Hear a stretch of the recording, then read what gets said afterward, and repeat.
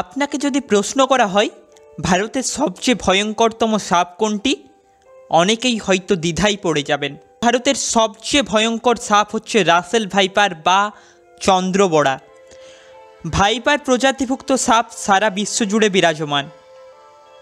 চন্দ্রবড়া বা উলুবড়া এই ভাইপার প্রজাতিভুক্ত একটি অন্যতম বিষধর সাপ। এই সাপ তার বিষাক্ততা, অসহিষ্ণু ব্যবহার ও তার লম্বা বহির্মুখী বিষ দাঁতের জন্য অধিক চর্চিত। অন্যান্য প্রজাতিভুক্ত সাপ যেমন শান্ত প্রকৃতির, কেউ বিরক্ত না করলে তারা আক্রমণ করে না ও মানুষকে এড়িয়ে চলতে পছন্দ করে, কিন্তু এরা সেক্ষেত্রে সম্পূর্ণ বিপরীত প্রকৃতির। এরা প্রচণ্ড আক্রমণাত্মক হয়ে থাকে।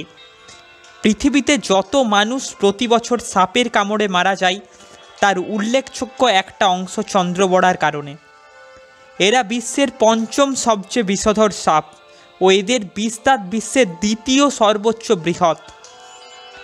এরা প্রচণ্ড জোরে হিস হিস শব্দ করতে পারে। চন্দ্রবড়ার বিষ হোমোটক্সিন, যার কারণে ইহা কামড়ে দিলে দ্রুত রক্ত জমাট বাঁধতে শুরু করে ও মাংস পচে গলে যেতে শুরু করে। ঠিক সময়ে চিকিৎসা না হলে কিডনি বিকল হয়ে আক্রান্ত ব্যক্তির দ্রুত মৃত্যু ঘটতে পারে।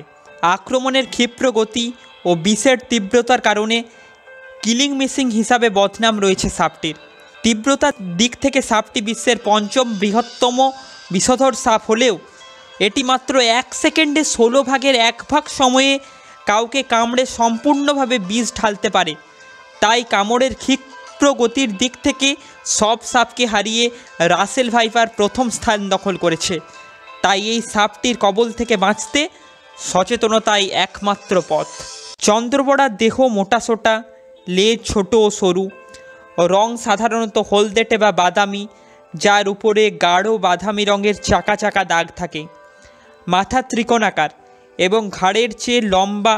চন্দ্রবড়া কিন্তু জমির ঘাসযুক্ত উন্মুক্ত পরিবেশ এবং কিছুটা শুষ্ক পরিবেশে বাস করে। বিশেষত পাতাস্তূপ, ঝোপঝাড়ে, ফাঁকা মাঠ বা কৃষিভূমি সংলগ্ন সমভূমি অঞ্চলে বা পাথরের ফাঁকে এদের দেখা যায়। এরা চলাফেরা খুব ধীর গতিতে করলেও প্রবল বেগে আঘাত করতে পারে। এরা মূলত নিশাচর।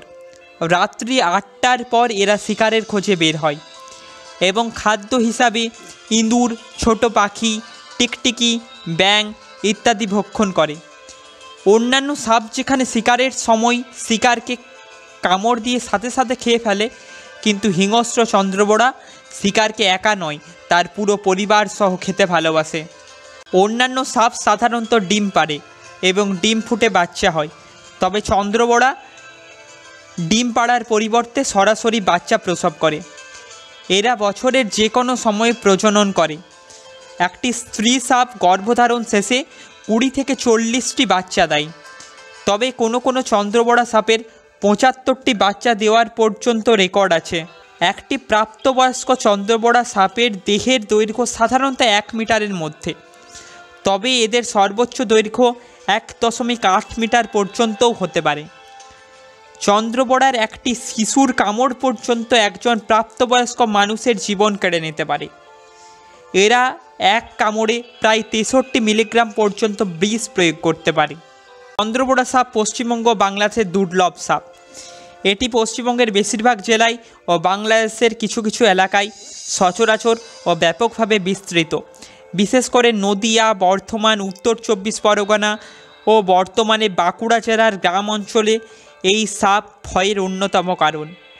এই সাপ কামড়ের সঙ্গে সঙ্গে শুরু হয় তীব্র জ্বালা যন্ত্রণা, চুইয়ে রক্ত বের হয়, কামড়ের জায়গা দ্রুত ফুলতে শুরু করে, ক্ষতস্থানের রং চটে যায়, জ্বালা যন্ত্রণার অনুভূতি সারা শরীরে ছড়িয়ে পড়ে।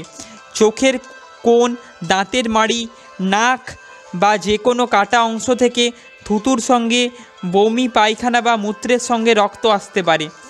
চোখ লাল হয়ে যায়, কোমরের দিকে ও পাঁজরের নিচের দিকে ব্যথা হয়, সারা শরীর ফুলতে শুরু করে ও মূত্রত্যাগ বন্ধ হয়ে যায়।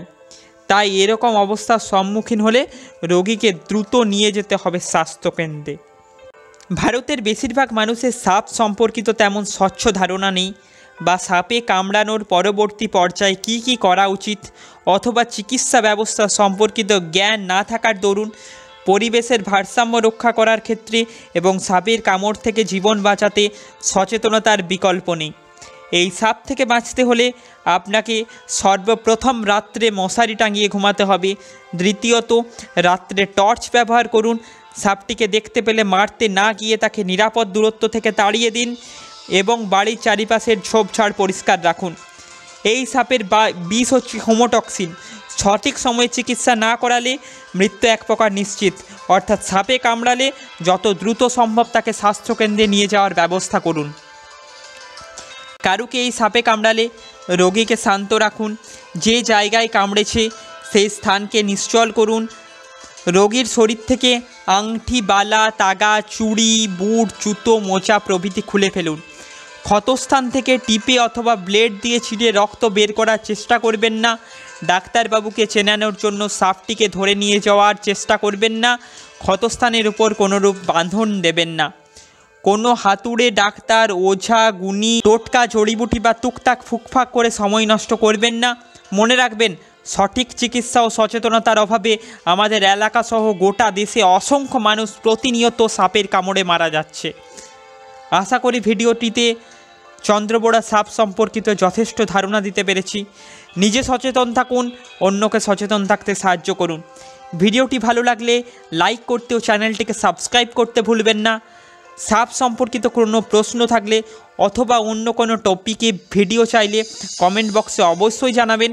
তাছাড়া বাংলার সমস্ত ধরনের বিষধর ও বিষহীন সাপ নিয়ে এবং কালাচ সাপ নিয়ে আমার চ্যানেলে দুটি পূর্ণাঙ্গ ভিডিও আছে, সেটার লিঙ্ক আমি ডেসক্রিপশন বক্সে দিয়ে দেব। সেই ভিডিও থেকে আপনারা অনেক গুরুত্বপূর্ণ তথ্য পাবেন। আজ তাহলে এ পর্যন্তই। নিজে ভালো থাকুন, সকলকে ভালো রাখুন। জয় হিন্দ, বন্দে মাতারাম।